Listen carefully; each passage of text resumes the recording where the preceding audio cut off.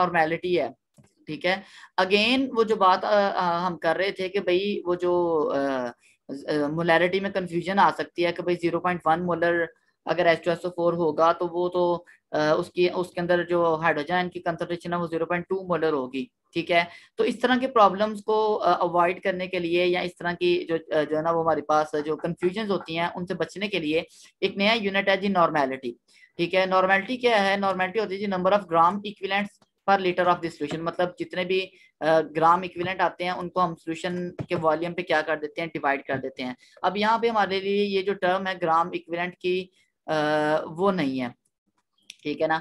Gram equivalent क्या होता है बेसिकली? ग्राम इक्विवेलेंट का हाँ, ग्राम इक्विवेलेंट होता है फॉर्मूला वेट को जब हम डिवाइड करते हैं नंबर ऑफ रिएक्टिंग यूनिट्स के साथ, ठीक है। अच्छा, यहाँ पे ये बात ये है कि नॉर्मेलिटी का भी कॉन्सेप्ट उन चीजों के लिए है जो सोल्यूशन में या तो रिएक्शन करती हैं, मतलब किसी किस्म का रिएक्शन या डिसोसिएट हो जाती हैं या एसोसिएट हो जाती हैं, उनके लिए हम नॉर्मेलिटी का कॉन्सेप्ट यूज करते हैं, ठीक है। अब ये जो ग्राम इक्विवेलेंट है इसका फार्मूला क्या है? ग्राम इक्विवेलेंट होता है मोलर मास, ठीक है, molar mass divided by N. N क्या है? एन मैं कह रहा हूं जी, एन होता है हमारे पास नंबर ऑफ रिएक्टिंग यूनिट्स। अब ये क्या चीज है? नंबर ऑफ रिएक्टिंग यूनिट्स से मुराद है, मैंने दो चीजें मेंशन की हैं कि अगर हमारे पास कोई एसिड है, ठीक है, तो आपको पता है कि एसिड का जो एसिडिटी है वो उसके प्रोटॉन की वजह से है, एच की वजह से है, एच पॉजिटिव की वजह से, ठीक है। तो ये इसका रिएक्टिंग यूनिट है, ठीक है। और अगर हमारे पास लाइक H2SO4 है, ठीक है, H2SO4 है, इसका रिएक्टिंग यूनिट भी H ही है, लेकिन इसके दो रिएक्टिंग यूनिट हैं as compare to Cl negative. ये दो रिएक्टिंग यूनिट दे रहा है सोल्यूशन में, ठीक है। इसी तरह अगर हमारे पास NaOH है, NaOH बेस है, चलिए दोबारा बता दें, समझ नहीं रिएक्टिंग यूनिट्स के।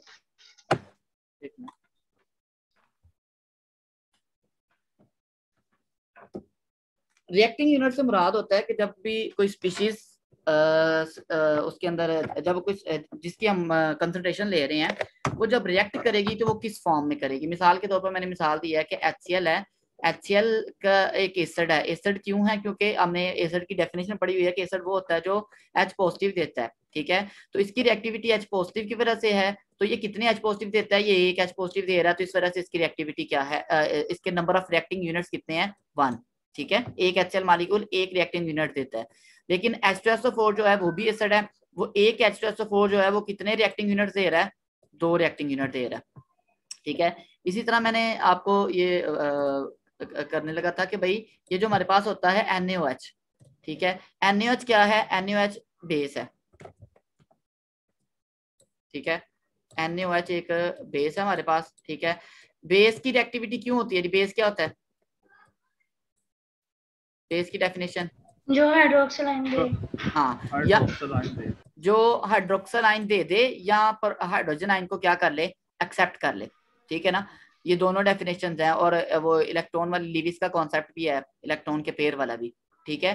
तो इट मींस बेस वो होता है या तो वो हाइड्रोक्सिल आयन दे दे या वो प्रोटॉन एक्सेप्ट कर ले या वो इलेक्ट्रॉन का पेयर दे दे, ठीक है। तो इन तीनों में ये तीनों इसके रिएक्टिंग यूनिट्स हैं बेस के, ठीक है। मतलब अब अगर हम बेस की बात करें, कोई भी बेस, तो बेस के रिएक्टिंग यूनिट्स 3 होते हैं। नंबर 1 हाइड्रोजन आयन की तादाद, कितने हाइड्रोजन आयन देता है। नंबर 2 उसके रिएक्टिंग यूनिट्स होते हैं प्रोटॉन एक्सेप्टेंस, कितने एक्सेप्ट करता है प्रोटॉन। और नंबर 3 उसके रिएक्टिंग यूनिट्स होते हैं इलेक्ट्रॉन कितने इलेक्ट्रॉन के पेयर, ठीक है। एक पेयर जो है वो एक एक एक, एक रिएक्टिंग यूनिट होगा। जी, यहाँ तक बात समझ आई है? सर मतलब अगर एसिड होगा तो उसमें हम H पॉजिटिव ही लिखेंगे, कितने होंगे तो रिएक्टिव स्पीशीज होगी, वो उसके फिर रिएक्टिंग बेस में यूनिट्स OH है। लिखेंगे। अब बेस की एग्जांपल देखिए ना, अब आपके पास ये है सामने लिखी हुई अमोनिया, ठीक है। ये एसिड है, बेस है, बेस है सर। बेस है। तो कितने प्रोटॉन ये कितने हाइड्रोक्साइड आयन देगा?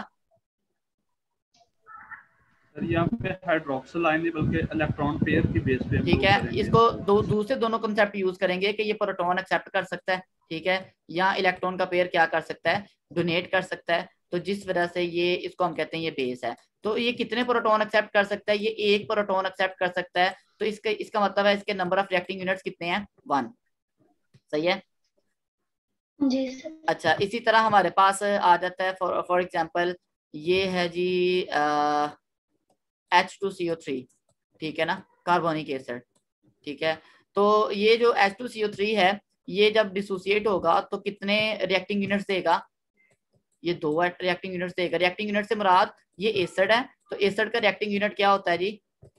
Proton, H positive. ठीक है। अब देखें ना, आप कंफ्यूज हो सकते हैं कि भाई ये कार्बोनेट तो एक दे रहा है, तो कार्बोनेट के साथ उसका ताल्लुक ही कोई नहीं है, उसकी एसिडिटी का ताल्लुक है प्रोटॉन के साथ, H पॉजिटिव के साथ। तो हमने ये देखना है कि वो H पॉजिटिव कितने दे रहा है। बेस की अगर हम बात करेंगे तो बेस में हम ये देखेंगे कि वो कितने H पॉजिटिव एक्सेप्ट कर सकता है, कितने OH दे सकता है, या वो कितने इलेक्ट्रॉन के पेयर क्या कर सकता है, डोनेट कर सकता है। एसिड में यही तीनों चीजें उलट हो जाएंगी कि कितने प्रोटॉन दे सकता है, ठीक है, और कितने इलेक्ट्रॉन के पेयर क्या कर सकता है, एक्सेप्ट कर सकता है। वो हमारे पास क्या होगा? एसिड के रिएक्टिंग यूनिट्स होंगे। रिएक्टिंग यूनिट्स का समझ आया एसिड का? जी सर आ गया। एसिड बेस के रिएक्टिंग यूनिट्स की समझ आई है? जी सर। अब यहाँ पे देखें ना, आपके पास एक रिएक्शन है BF3, ये एक रिएक्शन है, आपने मैट्रिक में पढ़ा हुआ था इसको, उसके बाद आपने शायद बहुत सारी जगहों पे पढ़ा होगा, ठीक है। तो ये एसिड बेस रिएक्शन है कि नहीं? सर है। ठीक है। एसिड कौन है, बेस कौन है? BF3 एसिड और अमोनिया बेस। बेस है, ठीक है। कितने कितने रिएक्टिंग यूनिट्स है दोनों के? सर अमोनिया के 3 हाइड्रोजन है रिएक्टिंग। अमोनिया सर का दो 1 दो। आएगा सर, 1 आएगा। 1 आएगा। देखिए ना, यहाँ पे रिएक्टिंग यूनिट से मुराद है इलेक्ट्रॉन का पेयर, सही है। यहाँ पे अमोनिया हाइड्रोजन तो देता ही नहीं, हाइड्रोजन देता होता तो वो एसिड होता, सही है ना। तो इट मींस इसका भी रिएक्टिंग यूनिट 1 है, इसने इलेक्ट्रॉन का पेयर दिया है, और इसका भी रिएक्टिंग यूनिट 1 है, इसने एक इलेक्ट्रॉन का पेयर लिया है, ओके सर। ठीक है। तो रिएक्टिंग यूनिट से मुराद एसिड बेस के लिए जो ना वो मैं ये रिपीट कर रहा हूँ कि एसिड के लिए रिएक्टिंग यूनिट होते हैं नंबर ऑफ प्रोटॉन गिवन, ठीक है, कि वो कितने प्रोटॉन जो है वो क्या कर सकता है, दे सकता है। यहाँ होते हैं जी number of electron pair accepted, तो कितने इलेक्ट्रॉन के पेयर क्या कर सकता है, एक्सेप्ट कर सकता है, ठीक है। तो ये एसिड के लिए होते हैं रिएक्टिंग यूनिट्स, सही है। अगर वो जितने प्रोटॉन देगा वो उसके उतने ही रिएक्टिंग यूनिट्स होंगे, जितने वो इलेक्ट्रॉन के पेयर कबूल करेगा उतने उसके क्या होंगे, रिएक्टिंग यूनिट्स होंगे, ठीक है। और बेस के लिए हमारे पास रिएक्टिंग यूनिट क्या होते हैं जी? कौन रिपीट करेगा जी बेस के लिए? सर इसके नंबर ऑफ हाइड्रोक्सिल आइन। हाँ, नंबर ऑफ हाइड्रोक्सिल आइन, शाबाश।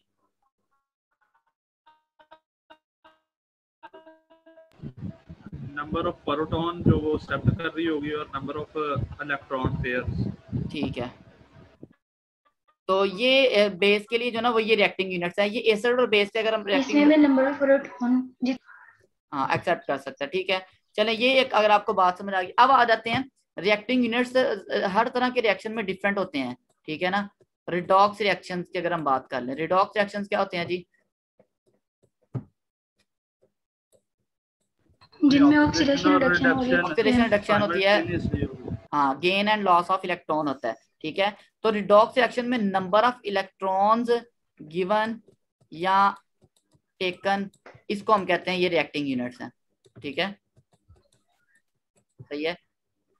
मसलन अगर हम एक रिडॉक्स इक्वेशन लिखते हैं कि एक रिएक्शन हो रहा है जिसमें Cu+2 और उसका रिएक्शन हो रहा है जिंक के साथ, इलेक्ट्रोकेमिस्ट्री का बड़ा बुनियादी सा रिएक्शन है, ठीक है, और इस रिएक्शन में Zn+2 बन रहा है और Cu बन रहा है, ठीक है। अब इसका मतलब ये है कि कॉपर ने क्या किया है, कॉपर ने 2 इलेक्ट्रॉन लिए हैं, ठीक है, और जिंक ने क्या किया है, 2 इलेक्ट्रॉन 2 दिए हैं, ठीक है। तो इन दोनों के रिएक्टिंग यूनिट्स कितने हुए? 2 ही होंगे। 2 होंगे कि 1 होगा? 1 होगा सर। 1 होगा नहीं, यहाँ पे 2 होंगे, ठीक है। यहाँ पे नंबर ऑफ इलेक्ट्रॉन्स है, नंबर ऑफ इलेक्ट्रॉन पेयर नहीं है। नंबर ऑफ इलेक्ट्रॉन पेयर का कॉन्सेप्ट है एसिड बेस में, और नंबर ऑफ इलेक्ट्रॉन्स की तादाद का कॉन्सेप्ट है रिडॉक्स रिएक्शंस में, सही है। जी सर। तो ये आपको रिएक्टिंग यूनिट्स का कॉन्सेप्ट समझ में आया कि कोई भी स्पीशीज है वो कितने रिएक्टिंग यूनिट्स दे सकती है, वो उसके रिएक्शन के टाइप के हवाले से। अब हर चीज रिडॉक्स रिएक्शन नहीं दे सकती, हर चीज एसिड बेस रिएक्शन नहीं दे सकती, हर चीज कॉम्प्लेक्स नहीं बना सकती। तो जिस तरह का रिएक्शन होगा उसी हिसाब से हम सर डिसाइड। कम्प्लेक्स रिएक्शन में भी ये होंगी रिएक्टिंग स्पीशीज की नहीं? कॉम्प्लेक्स रिएक्शंस में क्या होता है, लिगेंड होता है ना, इलेक्ट्रॉन के पेयर डोनेट होते हैं। जी सर। ठीक है, तो उसमें भी पेयर देखेंगे हम, कितने इलेक्ट्रॉन के पेयर डोनेट किए हैं और कितने क्या किए हैं, एक्सेप्ट किए हैं, वो उसके रिएक्टिंग यूनिट्स होंगे। सही है। Okay sir. अच्छा, तो अब ये अगर हमें बात समझ आ गई रिएक्टिंग यूनिट्स क्या होते हैं, तो अब हमने देखना है कि हमारे पास इक्विवेलेंट वेट क्या होता है। ठीक है, इक्विवेलेंट वेट होता है कि कोई भी स्पीशीज उसका मोलर मैस जो होता है, या जिसको हम फार्मूला मैस भी कहते हैं, ठीक है, उसको हम डिवाइड कर देते हैं नंबर ऑफ रिएक्टिंग यूनिट से। मिसाल के तौर पर अगर HCl है, HCl का अगर हमने इक्विवेलेंट वेट फाइंड आउट करना है, तो उसके लिए हम क्या करेंगे, HCl का मोलर मैस कितना होता है, 36.5। ठीक है, तो हम इसको, इसके रिएक्टिंग यूनिट्स कितने होते हैं, 1। तो इट मींस इसका इक्विवेलेंट मैस, इक्विवेलेंट वेट भी वही होता है जो इसका क्या होता है, मॉलिक्यूलर मैस होता है। ये समझ आई है।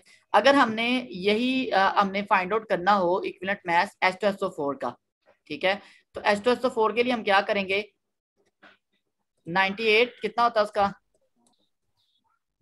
98 को डिवाइड करेंगे किससे, कितने रिएक्टिंग यूनिट्स हैं H2SO4 के, 2 से सर। 2 से। इसको 2 से डिवाइड करेंगे तो ये कितना आएगा,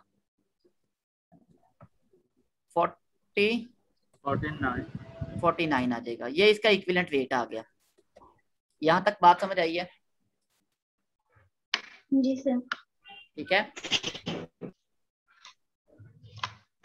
तो यहाँ पे हम उसके जो होता है उसको मैथ को हम पहले इक्विवेलेंट मैथ में क्या करेंगे, कन्वर्ट करेंगे। ठीक है, जितना भी मैथ गिवन होगा उसको हम इक्विवेलेंट वेट में कन्वर्ट करेंगे।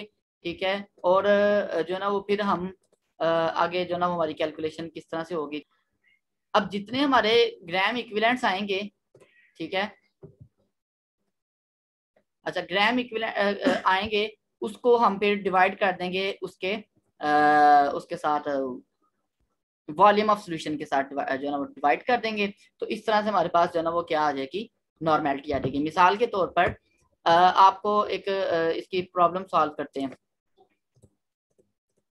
ये हमारे पास है एक 2-3 मैंने क्वेश्चन लिखे हैं। अगर इसको हम सिंपल पहले कर लें एक दफा, ठीक है, कि अगर हमारे पास 0.138, अच्छा ये एक आगे मैंने कन्वर्जन फैक्टर भी दिया हुआ है कि नॉर्मेलिटी को मोलैरिटी में कन्वर्ट करना हो या मोलैरिटी को नॉर्मेलिटी में कन्वर्ट करना हो तो किस तरह से कर सकते हैं। ठीक है, तो नॉर्मेलिटी में बराबर होती है मोलैरिटी इंटू एन। एन क्या है, number of reacting units. N क्या है, नंबर ऑफ रिएक्टिंग यूनिट्स है। ठीक है,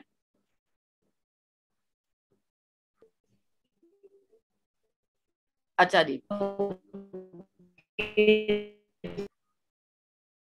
जी क्या हुआ है, मेरा ख्याल है फायजा दोबारा आई थी।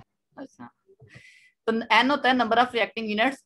तो अगर फर्ज करें आपको किसी चीज की मोलैरिटी दी गई है कि 0.1 मोलर H2SO4 है, ठीक है, 0.1 मोलर H2SO4 है, इसकी नॉर्मेलिटी क्या होगी।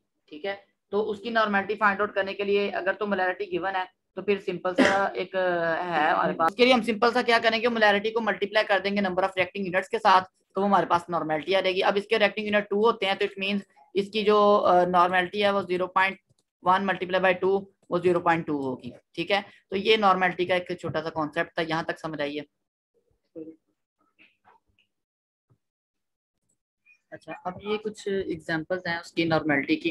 अगर हमने ये हमें मोलैरिटी गिवन हो और हमने नॉर्मेलिटी मालूम करनी हो तो उसके लिए तो सादा सा फार्मूला है ना कि अगर हमें n की वैल्यू पता है तो हमने सिर्फ मोलैरिटी को n से ज़रब देनी है तो नॉर्मेलिटी आ जानी है। अब आपको पता है कि सोडियम हाइड्रोक्साइड के लिए n की वैल्यू जो है वो 1 होती है, तो इसकी तो बेसिकली जो मोलैरिटी होगी वही इसकी क्या होगी, नॉर्मेलिटी होगी। ठीक है, तो ये इसकी 0.318 ये नॉर्मेलिटी भी इसकी यही आएगी। ठीक है, अच्छा लेकिन जो फास्फोरिक एसिड होता है, फास्फोरिक एसिड में आपको पता है कि फास्फोरिक एसिड 3 रिएक्शन यूनिट देता है। ठीक है, इसको जब हम डिसोसिएट करेंगे तो ये 3H पॉजिटिव देगा। तो इसका मतलब 3H पॉजिटिव का मतलब ये है कि इसकी जो n की वैल्यू है वो 3 है, ठीक है। तो इसकी जब हमने नॉर्मेलिटी मालूम करनी है तो उसके लिए हम 3 मल्टीप्लाई बाय इसकी मोलैरिटी करेंगे और इसकी मोलैरिटी है 0.0521, ठीक है। इसको मल्टीप्लाई करेंगे 0.0521 को मल्टीप्लाई बाय 3 करेंगे तो ये हमारे पास इसकी नॉर्मेलिटी आ जाएगी जो कि होगी 0.156 एंड 3, ठीक है। तो ये इसकी नॉर्मेलिटी आ जाएगी। अच्छा ये तो आसान थे, लेकिन अब ये हमारे पास जो प्रॉब्लम है जिसमें सोडियम कार्बोनेट का मैथ दिया गया है और उसकी नॉर्मेलिटी फाइंड आउट की करनी है, तो इसके लिए हम फार्मूला ये वाला लगाएंगे। नॉर्मेलिटी इज इक्वल टू होती है मैथ, ठीक है, given math divided by equivalent math, जिसको हम बड़ी डिटेल में पढ़ चुके हैं, ठीक है, मल्टीप्लाई बाय 1 ओवर वॉल्यूम, ठीक है। वॉल्यूम किसका लेंगे जी? सॉल्यूशन का लेंगे। वॉल्यूम लेंगे डेसीमीटर क्यूब में, ठीक है। तो मैथ हमारे पास गिवन है जी 0.321 ग्राम, ठीक है। यूनिट्स को साथ मेंशन किया करें। और इक्विवेलेंट मैथ जो है ना वो इसका क्या होता है? सोडियम कार्बोनेट का। सोडियम कार्बोनेट का जो इक्विवेलेंट मैथ है वो फाइंड आउट करने के लिए हम क्या करेंगे? सबसे पहले बल्कि इसका इक्विवेलेंट मैथ ही फाइंड आउट करते हैं हम कैलकुलेशन करने से पहले। तो इसकी इक्विवेलेंट मैथ फाइंड आउट करने के लिए इसके रिएक्टिंग यूनिट्स कितने होते हैं? अब इसके रिएक्टिंग यूनिट्स होते हैं जी, आपको पता है कि सोडियम कार्बोनेट Na2CO3, ठीक है। तो इसके 2 रिएक्टिंग यूनिट्स हैं, Na2 Na पॉजिटिव, तो इसके रिएक्टिंग यूनिट्स हैं, n की वैल्यू 2 है। तो जब इसके रिएक्टिंग यूनिट्स 2 हैं तो जब हम इसकी कैलकुलेशन करेंगे, ठीक है, इक्विवेलेंट मैथ की, तो इसका इक्विवेलेंट मैथ आएगा इसका मोलर मैथ जो कि तकरीबन होता है 106 ग्राम पर मोल, ठीक है, और डिवाइडेड बाय हम कर देंगे जी 2, ठीक है। तो ये हमारे पास आ जाएगा तकरीबन 53 आ जाएगा, ठीक है, 53 ग्राम पर मोल आ जाएगा इसका इक्विवेलेंट मैथ, ठीक है। अब इस इक्विवेलेंट मैथ को हमने यूज करना है उस इक्वेशन में और फिर हम जो है ना वो फाइंड आउट करेंगे जी नॉर्मेलिटी को, ठीक है। तो इक्वेशन हमारे पास अगेन वही लिखते हैं, normality is equal to mass over equivalent mass, ठीक है, डिवाइडेड बाय वॉल्यूम, ठीक है। अब मैथ हमारे पास है जी 0.321 ग्राम, ठीक है, और ये इक्विवेलेंट मैथ हमारे पास आया तकरीबन 53 ग्राम पर मोल मल्टीप्लाई बाय 1 आवर। अब वॉल्यूम हमने डेसीमीटर क्यूब में लेना है, तो ये 250 ml इज इक्वल टू होता है 0.25 लीटर या DM क्यूब इसको हम कहते हैं, ठीक है। तो ये 0.25 से इसको क्या कर देंगे? डिवाइड कर देंगे। तो जब ये हम कैलकुलेशन करेंगे तो ये हमारे पास जो आंसर है वो कुछ इस तरह से आएगा। यहाँ पे हमारे पास आ रहा है 0.006, ठीक है, और डिवाइडेड ये इसको हम डिवाइड करेंगे वॉल्यूम के साथ, ठीक है, 0.25, ठीक है। तो इसको जब हम 0.25 से डिवाइड करेंगे तो जवाब आएगा 0.02, ठीक है। तो ये नॉर्मेलिटी आ गई इसकी, ठीक है। तो इस तरह से आप आसानी के साथ नॉर्मेलिटी फाइंड आउट कर सकते हैं और अगर आपने ये जो ना वो नॉर्मेलिटी की प्रॉब्लम किस तरह से सॉल्व किया जा सकता है।